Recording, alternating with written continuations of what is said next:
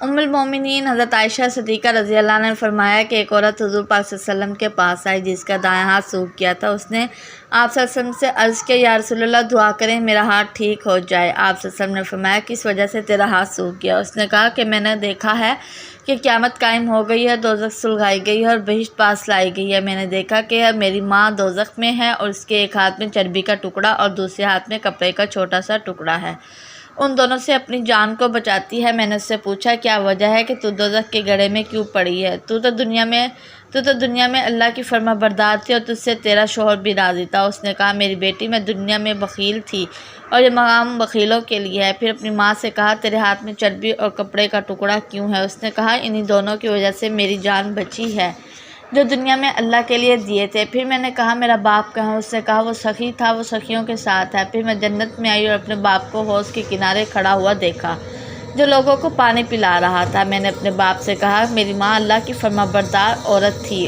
اور ابو اس سے راضی تھا، وہ دوزخ میں جا رہی ہے اور سخت پیاسی ہے اور تو لوگوں کو حضور پاک صلی اللہ علیہ وسلم کے حوض سے پانی پلا رہا ہے، پس اس کو بھی پانی کا ایک گھونٹ پلا دو۔ اس نے کہا کہ اے میری بیٹی، اللہ تعالیٰ نے گناہ گار بخیلوں کے اوپر حضرت محمد صلی اللہ علیہ وسلم کے حوض کا پانی حرام کیا ہے۔ اس کے بعد میں نے اپنے باپ کی اجازت کے بغیر پانی کا ایک پیالہ اپنی پیاسی ماں کو پلا دیا تو میں نے ایک آواز سنی کہ کوئی کہہ رہا ہے کہ اللہ تعالیٰ تیرے ہاتھ کو خشک کر دے کیونکہ تو نے گناہ گار بخیل کو حضرت محمد صلی اللہ علیہ وسلم کے حوض سے پانی پلایا ہے۔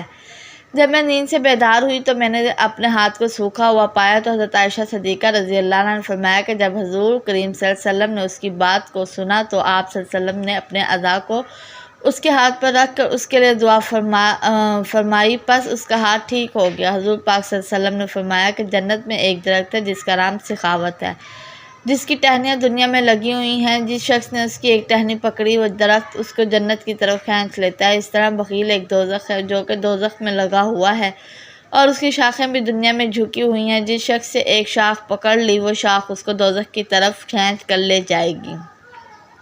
اور آپ صلی اللہ علیہ وسلم نے فرمایا کہ سخی خدا اور مخلوق کے قریب تر ہے، بخیل خدا اور مخلوق سے دور ہے۔ اور آپ نے فرمایا کہ بخیل جنت میں داخل نہیں ہوگا۔ مزید ایسی ویڈیوز دیکھنے کے لیے میرے چینل کو سبسکرائب کریں، لائک کریں، شیئر کریں۔ شکریہ۔